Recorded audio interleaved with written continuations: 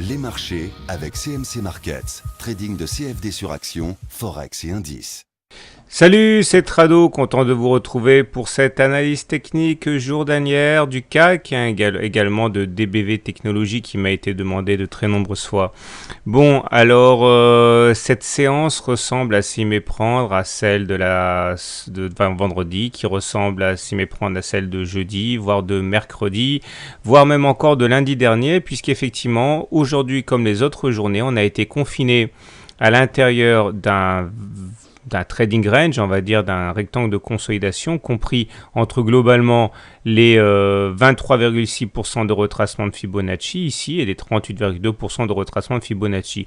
Alors j'ai déjà dit que en termes de support, on est vraiment bien loti au niveau du CAC puisqu'on a un noyau de support constitué par le super trend ici, la Bollinger inférieure et les 38,2% de retracement de Fibonacci, sans oublier bien sûr le nuage Ichimoku. Et regardez cette longueur de mèche basse qui montre bien comme à chaque fois que les cours plongent, eh bien il y a des rachats à bon compte, si bien que on veut pas laisser, on ne croit pas véritablement à la baisse, on ne croit pas non plus à la hausse, hein. C'est difficile de dire qu'on croit à la hausse quand on perd 0,8%.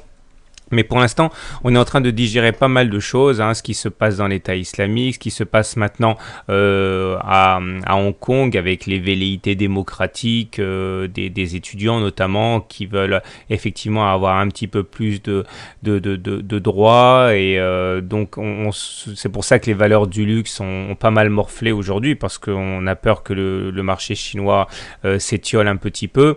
Mais globalement, à la hausse, on est aussi capé. Alors, dès qu'on s'approche des 23,6% de retracement de Fibonacci, ici, eh bien, on subit un coup d'arrêt. Là, aujourd'hui, c'est la Kijun qui a fait tampon. Donc, dans ces conditions, c'est très difficile de prendre position parce que globalement, on évolue entre ces deux bornes-là. Les indicateurs techniques, néanmoins, se dégradent, hein, puisque regardez, le stochastique, là, il repasse en dessous de 20. Et bon, la dernière fois, on l'a échappé belle, on a fait une petite incursion, on est tout de suite ressorti. Je ne sais pas si on aura la même chance cette fois. Donc là, le stochastique étant en dessous de 20, ça envoie un signal quand même qui est assez négatif. Il demeure que on a une légère divergence haussière, puisque regardez, on n'a pas véritablement fait de plus bas ici par rapport à ici. Ok, mais sur le même temps, on a fait un plus bas sur les cours, puisqu'aujourd'hui, on est allé plus bas qu'il y a 3-4 jours. Donc plus bas sur les cours, mais pas sur l'indicateur, ça fait une divergence baissière. On retrouvera cette divergence baissière sur le momentum. Regardez, il est mal orienté le momentum, hein. Il est négatif, mais là aussi, on n'arrive pas à faire de plus bas sur le momentum, alors qu'on fait des plus bas sur les cours. C'est une alerte haussière, là aussi. On retrouve également d'autres signaux négatifs sur le TRIX. Bon, ça, c'est pas neuf, hein. Le TRIX a croisé son signal à la baisse ici. Donc, on est dans une situation de vulnérabilité globalement. Et le CCI, que je suis de très très près, s'enfonce en territoire négatif sous les moins 100. Ça aussi, ça montre un accès de faiblesse. Pour compléter le tableau assez lugubre, le RSI, là, qui repasse en dessous de 50, il oscille autour de la zone de 50 qui est la zone de neutralité, donc on a du mal à prendre une décision. Bon, globalement, l'image que l'on a de la séance du jour et du CAC en général, c'est que la dynamique est clairement baissière, mais force est de constater que les supports sont super solides et donc on a du mal à enfoncer les supports parce qu'ils sont continuellement rachetés. D'ailleurs, regardez, les volumes sont de moins en moins importants. Si c'était la panique, les volumes augmenteraient avec les baisses. Là, pas du tout. On a au contraire tendance à baisser de volume, ça veut dire que c'est loin d'être les rats qui quittent le navire, hein. Donc pour demain, ce qu'on peut dire de manière assez classique, c'est qu'on va sans doute tester encore une fois les 38,2% de Fibonacci. Bon, moi ça c'est mon pari pour demain. Enfin bon, je prends pas beaucoup de risques non plus. Ça fait 5 séances qu'on le fait, l'analyse technique. Ça consiste à dire que ce qui s'est passé va se reproduire. Mais au-delà, tant qu'on n'aura pas cassé par le haut cette zone ou cassé par le bas cette zone, il ne va pas se passer grand chose, on va rester toujours à onduler comme ça. Voilà, je vous dis maintenant à tout de suite pour l'analyse de DPV. Passons dans la bonne humeur à l'analyse de DBV Technologies qui m'a été demandée de très nombreuses fois et comme c'est souvent le cas avec les petites et moyennes valeurs, surtout les petites valeurs, je vais me contenter de faire une analyse en unité de temps hebdomadaire parce qu'en journalier c'est beaucoup trop manipulable, beaucoup trop versatile. Donc en unité de temps hebdomadaire, chaque bougie correspond à une semaine de cotation. Tout d'abord, au regard de la théorie de Dow, sur laquelle j'ai fait un e-book, si vous voulez en savoir plus, eh bien, vous êtes clairement ici, actionnaire de DBV, en situation de tendance haussière, puisque, comme l'indique le graphe, vous voyez que les hauts sont de plus en plus hauts, ils sont ascendants, et dans un contexte où les plus bas, les creux, sont également ascendants. Ça, c'est la garantie que la tendance est haussière et donc tant que cette tendance n'est pas inversée, eh bien a priori, il vaut mieux être du côté acheteur que du côté vendeur. Maintenant, il faut bien comprendre plusieurs choses. Tout d'abord, la tendance est excessivement forte. Regardez, on vient de faire un T4, c'est-à-dire 1, 2, 3, 4 semaines au-dessus de la Bollinger supérieure. Ça, c'est la Bollinger supérieure, ça, c'est la Bollinger inférieure. Or, il faut savoir que lorsque l'on est au-dessus de la Bollinger supérieure et que la Bollinger supérieure et la Bollinger inférieure divergent, on a plus de chances de faire une nouvelle clôture au-dessus de la Bollinger que de réintégrer l'espace compris entre la Bollinger supérieure et la Bollinger inférieure. Regardez un petit peu, c'est ce qui s'est passé ici. Donc ici, on a eu un T1, T2, T3, T4, T5, T6, T7. On a eu donc un T7 ici, pas un T8, contrairement à ce que j'ai fait. 1, 2, 3, 4, 5, 6, 7. Oui, on a bien eu un T7 et pas un T8.